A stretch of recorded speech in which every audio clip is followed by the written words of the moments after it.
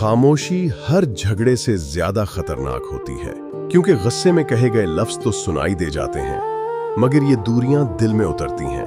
हीरा बात करना चाहती थी, मगर हर बार सोचती शायद वो समझ नहीं पाएगा, और इमरान अपनी मोहब्बत चाय के कप में रखकर खामोश बैठ जाता। फिर आहिस्ता आहिस्ता उनके घर में सिर्फ जरूरत की बातें रह गईं, ना दिल का हाल, ना मजाक, ना कोई पुरानी गुफ्तगू।